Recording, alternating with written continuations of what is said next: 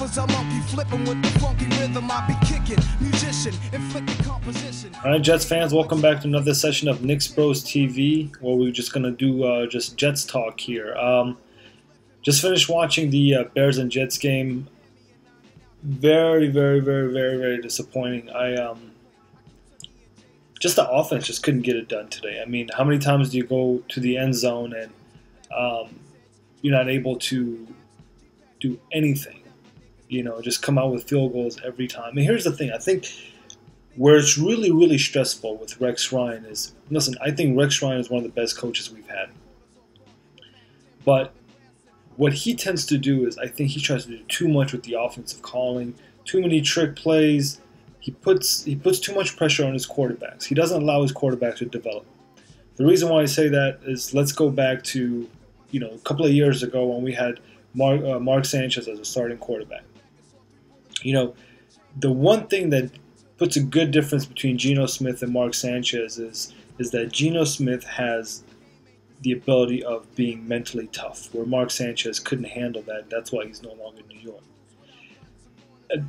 And this is my point right here is, Rex Ryan doesn't allow his quarterbacks to be comfortable. Meaning, if you have a struggling quarterback that just, started the game up with an interception, you start him off with short passes, get him comfortable, and especially when you're reaching the end zone, you've seen him struggle at the end zone.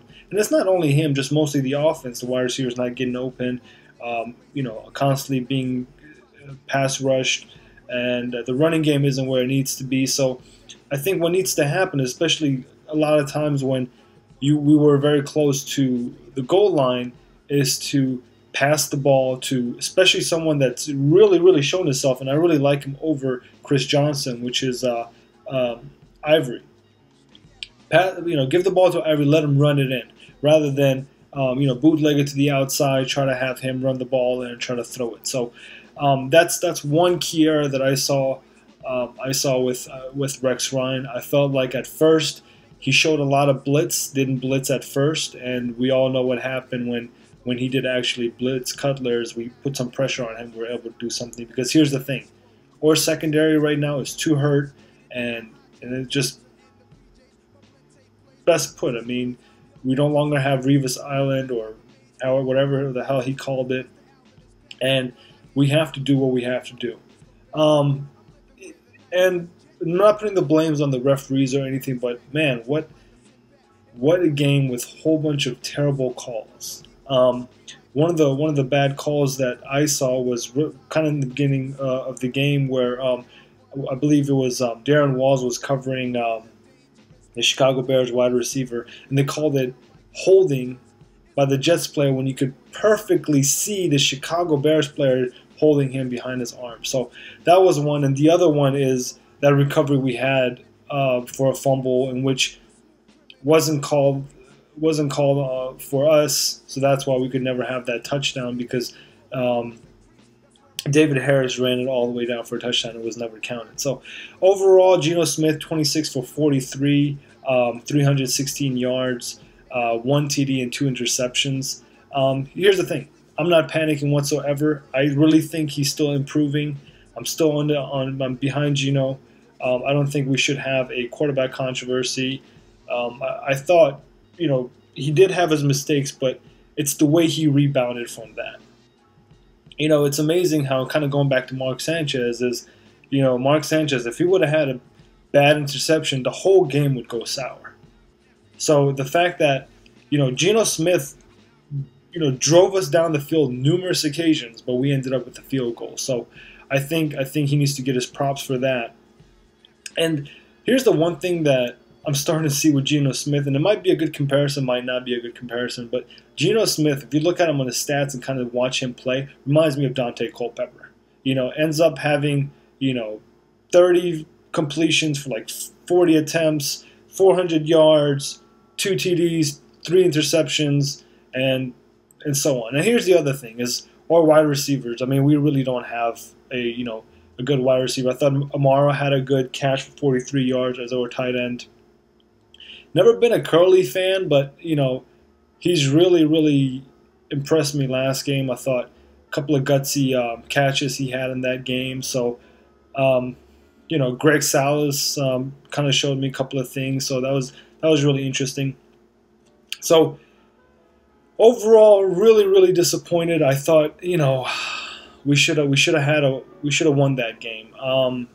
But again, and the other thing that's frustrating is, our defensive backs are hurt, but so is Chicago Bears. But did you see Chicago Bears defensive backs compared to ours? I thought Pryor has improved. Darren Walls, so that's where I'm at right now at this moment. Now, as far as our running back is concerned, here's the thing: I am not impressed with Chris Johnson whatsoever. I think Chris Ivory runs better, runs harder, is more passionate about the game. So you know what? If it's me, if it was my call, I would put him over Chris Johnson. But I know we paid a lot of money for him in the free agency. But again, competition is what drives this league, drives this team, drives these players. And I think when it comes down to it, Ivory is going to be our future running back. Now, as far as our defense is concerned, you disappointed me. You're garbage. Garbage. I'm telling you, you're terrible. I don't know why I did that, but I just did it because I'm just so frustrated. And the reason why I say that is, our pass rushes weren't there, and when they were there, they were effective. But our defensive backs, again, can't do anything. There was a couple of missed sacks that Sheldon Richardson should have had. But the one good thing we did show is we had really good rushing defense. That's why we're the first rushing defense. I believe we didn't allow Chicago go over 40 yards. But again, this is a prime example of mediocre Jets football. Again, really nothing new. A lot hasn't changed since last year, but I think we have a lot of good talent going forward. So again, I am not disappointed at the team as much, but I'm disappointed at the result for this game. But I think moving forward, I'm still predicting about a 9-7, season. But it's amazing how in a couple of plays we could have won the Packers game and probably done some damage in the Chicago Bears game. We would have, didn't shoot ourselves in the foot. So again, it's the game of coulda, woulda, shoulda. Again, I'm still thinking very bright, but very upset. You guys tell me what you think.